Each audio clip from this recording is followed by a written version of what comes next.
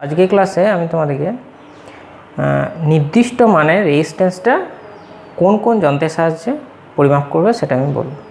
এবার ধরো ছোট মানের রোধ 1 ওহমের নিচে, 1 থেকে 1000-এর মধ্যে, এবার 1000-এর ওপরে বা 100 ওহমের ওপরে যেগুলো থাকে, তা এগুলো মাপার জন্যে কী কী যন্ত্রগুলো ব্যবহার করবো।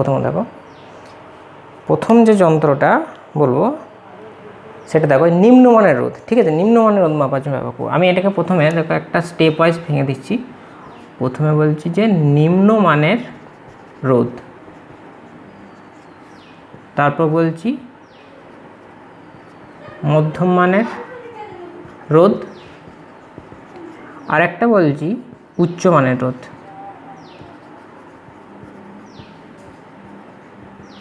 ঠিক আছে, আজকে এই বিষয়গুলো নিয়ে আমি বলবো যে নিম্নমানের রোধ মাপার জন্য কী যন্ত্র ব্যবহার করা হয়, মধ্যম মানের রোধ মাপার জন্য কী যন্ত্র ব্যবহার হয়, উচ্চমানের রোধ মাপার জন্য কী যন্ত্র ব্যবহার করা হয়।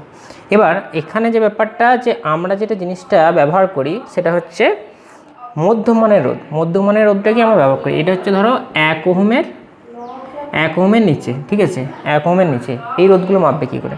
এরপর হচ্ছে মধ্যম মানের রোধ। মধ্যম মানে হচ্ছে যে তোমার 1 ওহম থেকে 1000-এর মধ্যে। এরপর উচ্চ মানে কি 100 ওহম বা 1000-এ বলছি 1000 ওহমের বেশি। ঠিক আছে, 100 ওহম হতে পারে, 100 ওহমের মানে এখান থেকে নর্মালি 1 ওহম থেকে 100 ওহমের মধ্যে সব থেকে বেটার হয়। তাছাড়াও মাপা যায় 1000 ওহম, এছাড়া 100 ওহমেরও বেটার করলে 100 ওহমের বেশি রোধ এখানে মাপা যায় উচ্চ মানে। তার নিম্নমানের রোধ যে যন্ত্রের সাথে ব্যবহার করা হয়, মানে পরিমাপটা করা হয় তোমাদের, সেটা হচ্ছে কেলভিনের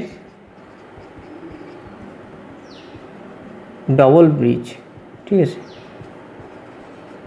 কেলভিনের ডবল ব্রিজ নীতি ব্যবহার করে নিম্নমানের রোধ। মধ্যমানের রোধ হুইটস্টোন ব্রিজ।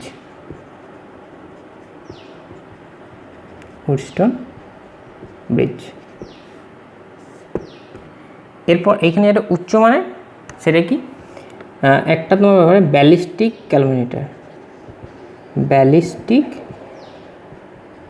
গ্যালভানোমিটার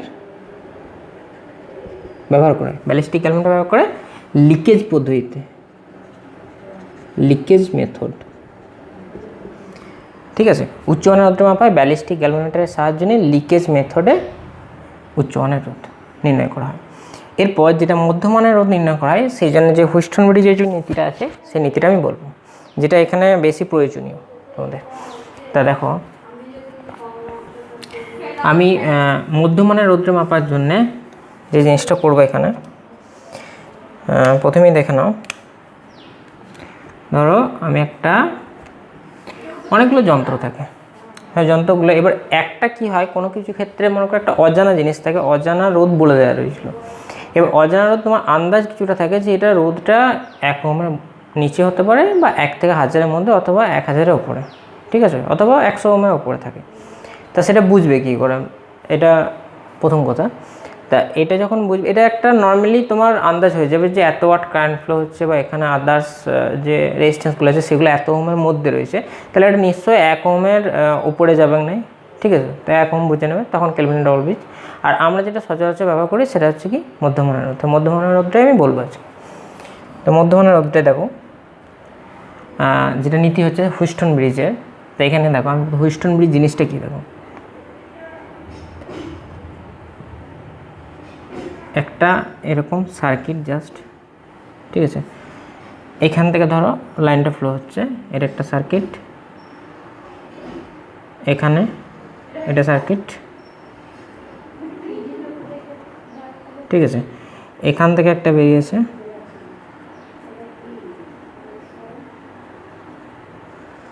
ঠিক আছে, এখান থেকে আর একটা আছে, এই সার্কিট, এটা সার্কিট। ঠিক আছে, আমার এখানে জাস্ট আমি একটা নর্মালি সেভ করলাম। ঠিক আছে, আমার অ্যাপ্রোপ্রিয়েট সেভটা হলো না। তা এর মাঝে একটা জিনিস থাকে, সেটা হচ্ছে গ্যালভানোমিটার। এটা হচ্ছে গ্যালভানোমিটার। এবার কারেন্টটা যখন এখানে ফ্লো হয়, এখানে হচ্ছে 4টা খাপ আছে। 4টা খাপ বলতে ধরো এখানে একটা রেজিস্ট্যান্স আছে, এখানে একটা রেজিস্ট্যান্স আছে, এখানে একটা রেজিস্ট্যান্স আছে, এখানে রেজিস্ট্যান্স আছে। এটা জাস্ট আমি যেটা আছে সেটা নীতিটা আমি বলবো।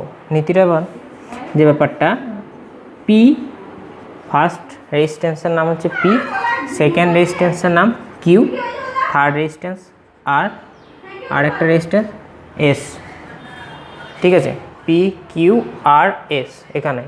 তো এখানে দেখো পি আছে, এখানে কিউ আছে, এখানে আর আছে, এস আছে। এবার এখানে কি হয়, পি কিউ এর রেজিস্ট্যান্সটা তোমার বলে দেওয়া থাকে, পি কিউ আর আর, আর এখানে এস এর রেজিস্ট্যান্সটা বার করতে বলা হয়, ঠিক আছে। মানে তিনটে রেজিস্ট্যান্স এখানে বলে দেওয়া থাকে আগে থেকে, এই রেজিস্ট্যান্স আর তো, তাহলে এস এর রেজিস্ট্যান্স বার করবে কী করে। এটা আমি যেটা দেখাবো এটা হুস্টন ব্রিজের নীতিতে, ঠিক আছে। দেখো ফার্স্টে এখানে হচ্ছে গ্যালভানোমিটার, আমি পয়েন্ট আউট করছি যে প্রথমে কী কী হচ্ছে। এটা হচ্ছে পয়েন্ট এ, এটা হচ্ছে পয়েন্ট বি, এটা পয়েন্ট সি, এটা পয়েন্ট ডি। এবার এখানে হচ্ছে যে পয়েন্টটা, এটা হচ্ছে ভি এ পয়েন্ট, ঠিক আছে। মানে ভি এ পয়েন্ট বলতে আমার এখানে এ পয়েন্টের বিভব আমি বললাম ভি এ, ঠিক আছে, ভি এ। এবার এখানে যে আছে এই জায়গাটায়, এখানটা হচ্ছে ভি বি, ভি বি হচ্ছে এর বিভব। এখানে হচ্ছে কি ভি সি আমি বলছি, এখানে হচ্ছে ভি ডি। এবারে দেখো ব্যাপারটা যেটা হচ্ছে, এখানে এ বি সি ডি আমি চারটা ভাগে ভাগ করলাম। এই চারটা ভাগে ভাগ করার পর এখানে ফার্স্টে যেটা আমি হিসাব করবো, দেখো যে কারেন্টটা আমার যাচ্ছে আই কারেন্টটা, এই আই কারেন্টটা কিন্তু দুভাগে ভাগ হয়ে যাচ্ছে। ফার্স্ট হচ্ছে দেখো এইদিকে আমি যদি ধরে নিই যে আই ওয়ান যাচ্ছে, এইদিকে যাচ্ছে কিন্তু আই টু, ঠিক আছে। আমি এটা ধরে নিলাম, এই আই ওয়ানটা আবার এদিকে গেল, তারপর এদিকে আবার গিয়ে এই লাইনটা কিন্তু আই টু এর মধ্যে দিয়ে এদিকে গেল, ঠিক আছে, আই ওয়ান আর আই টু। এবার এইখানে যে ব্যাপারটা হচ্ছে আই ওয়ান কারেন্ট এদিকে যাচ্ছে। এবার এইখানে হতে পারে যে গ্যালভানোমিটার যেটা আছে, গ্যালভানোমিটার কারেন্ট যাবে কি যাবে না, সেটা কখন কন্ডিশনটা এখানে ফলো করবে, ঠিক আছে। এখানে একটা জিনিস বলে, সেটা হচ্ছে কি নিস্পন্দ হওয়ার শর্ত। নিস্পন্দ হওয়ার শর্ত কি, নিস্পন্দ শর্ত মানে হচ্ছে যে গ্যালভানোমিটারের মধ্যে দিয়ে কোনো লাইন যাবে না। অ্যাকচুয়ালি এখানে আইজি যেটা আমি যদি বলি, এখানে আইজি মানে গ্যালভানোমিটারের মধ্যে কারেন্ট যদি আমি ধরি আইজি, তাহলে আইজি ইকুয়াল টু আমার 0, এটাকে বলা হয় নিস্পন্দ অবস্থার শর্ত, ঠিক আছে। নিস্পন্দ মানে কি, গ্যালভানোমিটারের মধ্যে আমার লাইন যাবে না, মানে এমনভাবে আমি ফিক্সড করবো একটা তারকে, মানে এখানে রেজিস্ট্যান্স বা এখানে যে মেনটেন্স তারগুলোকে আমি এমনভাবে নেবো যাতে আমাকে দেখতে হবে যে গ্যালভানোমিটারের মধ্যে কোনো লাইন ফ্লো হচ্ছে না, ঠিক আছে। সেই পয়েন্টটাকে আমাকে এখানে ভিবি ধরতে হবে, আর এখানেও কিন্তু সেই পয়েন্টটাকে ভিডি ধরতে হবে, ঠিক আছে। এরকম মানে কোন পয়েন্টটাকে আমি ভিবি দেবো, কোন পয়েন্টটাকে আমি ভিডি দেবো, সেটা তার পরে কিন্তু হিসাব হচ্ছে, মানে এইগুলো বসানোর পর যে কোন পয়েন্টটা আমি পিবি আর কোন পয়েন্টটা আমি ভিডি ধরবো। কারণ এখানে আমাকে হিসাবটা করতে গ্যালভানোমিটারের দুদিকে এইদিকে লাইন ফ্লোটা, গ্যালভানোমিটার সেই জায়গাটাতে লাইনটা ফ্লো হচ্ছে না, তার মানে কি তখন কিন্তু নিস্পন্দ হয়ে যাচ্ছে এই জায়গাটাতে। নিস্পন্দ অবস্থাটা কিন্তু আগে বিবেচনা করতে হবে, এখানে আইজি সমান 0 করতে হবে, ঠিক আছে। মানে এই দুটো জিনিসের মাঝখানে কোনখানে আমি ভি পয়েন্টটা নেবো আর কোনখানে ভিডি পয়েন্টটা নেবো, সেটাকে আগে দেখে নিতে হবে টেস্ট করে, সেটার জন্য গ্যালভানোমিটারটা, ঠিক আছে। এবার সেইটা টেস্ট করার জন্য আইজি সমান 0 এটা দেখাতে হবে। এবার এইখানে যে আমি আই ওয়ান আই টু ভাঙলাম, তার মানে কি আমার আই কারেন্টটা এখানে ভেঙে হলো কি I one plus I two, এখানে ব্যাপারটা। এরপর যেটা হয়, এখানে I one plus I two ভাঙার পর এখানে দেখো প্রথম যেটা আছে পি এর মধ্যে, যেটা মানে ভোল্টেজ ড্রপ যেটা, ঠিক আছে, মানে অ্যাকচুয়ালি কী বলে বিভব প্রভেদ যেটা এখানে পড়ছে প্রথমে এ আর বি পয়েন্টের মধ্যে, তাহলে সেটা হচ্ছে দেখো V A minus V B, এইটা সমান আসছে দেখো আই ওয়ান পি, ঠিক আছে, আই ওয়ান পি। এবার এইখানে যেটা হচ্ছে দেখো এটা এ আর ডি পয়েন্ট, এ আর ডি পয়েন্টের মধ্যে যদি আমি ধরি, তাহলে আমার যেটা বিভব পতন V A minus V D সমান হচ্ছে I two R, I two R. এবার এইখানে যেটা হচ্ছে ভি বি পয়েন্ট আর V C point, V B point V C point. এখানে দেখো আই ওয়ান কারেন্টটা কিন্তু এদিকে এর মধ্যে দিয়ে যাচ্ছে, তাহলে আই ওয়ান কারেন্টটা এর মধ্যে দিয়ে যাচ্ছে, তার মানে এখানে হচ্ছে যে আই ওয়ান কিউ আমার, ঠিক আছে। এরপরে যে জিনিসটা হচ্ছে এখানে দেখো যে ভি ডি আর ভি সি এখানে আছে, এই পয়েন্টটা বাকি আছে, তাহলে V D minus V C আমি করলাম, তাহলে এটা হলো আমার এস, ঠিক আছে, যেটা আননোন রেজিস্ট্যান্স। আমি এখানে জিনিসটা লিখে দিই যে এস হচ্ছে আমার আননোন, ঠিক আছে, আমি ধরে নিচ্ছি আননোন রেজিস্ট্যান্স। আমাকে পি কিউ আর যদি বলে দেওয়া থাকে এসটা আমাকে আননোন, সেটা বার করতে হবে, তাহলে এস।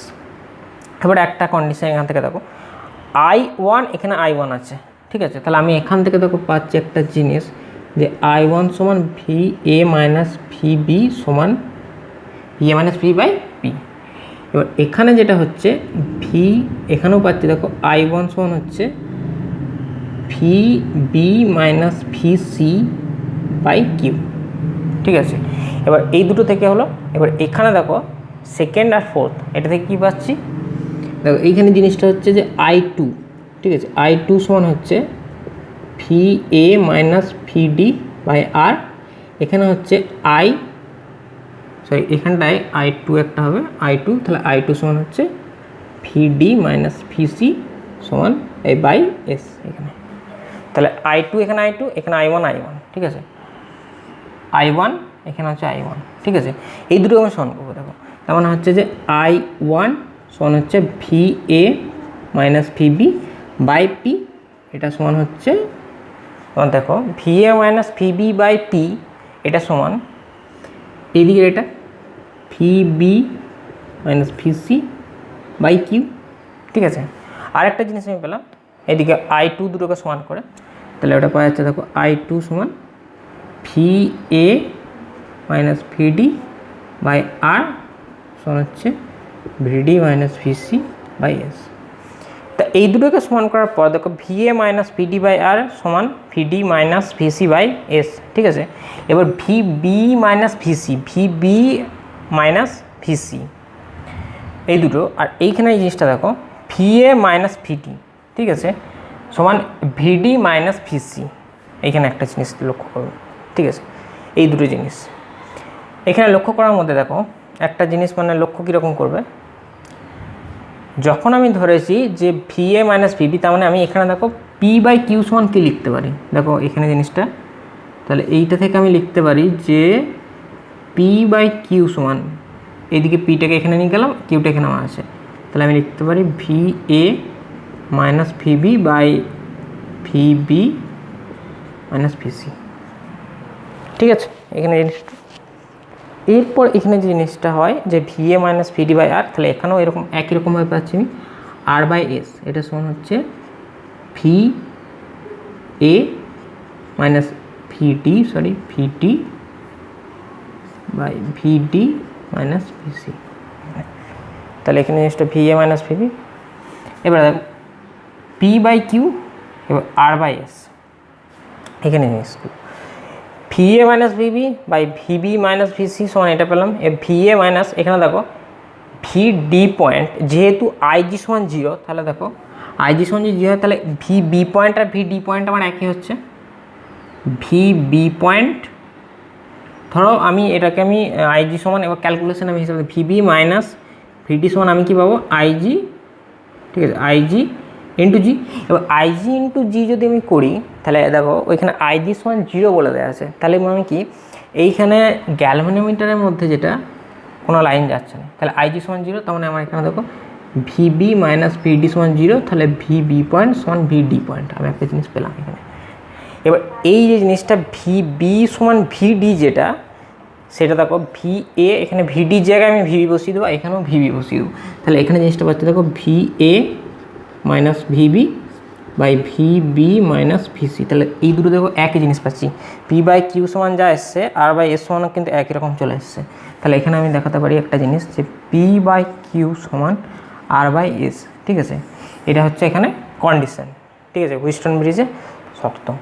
তা এইটাকে নিয়ে এবার কোনো অঙ্ক যদি দেওয়া থাকে যে P এর মান দেওয়া আছে এত ওহম, কিউ এর মান এত ওহম, আর এর মান এত ওহম, তারপর এস এর মানটা বার করতে হবে, তাহলে কিন্তু চট করে বেরিয়ে যাবে, ঠিক আছে। এখানে কিন্তু একটা শর্ত আছে, সেই শর্তটা কি যে আমার গ্যালভানোমিটারের মধ্যে নিষ্পন্দ হওয়ার শর্ত, গ্যালভানোমিটারে কোনো কিন্তু কারেন্ট যাবে না, ঠিক আছে। সেরকমভাবে গ্যালভানোমিটারটা আমাকে VB পয়েন্ট আর VD পয়েন্টটা কিন্তু নির্বাচন করতে হবে, এটা দেখে, ঠিক আছে। আজকে এতটুকুই, ঠিক আছে, এতটুকুই দেখেন।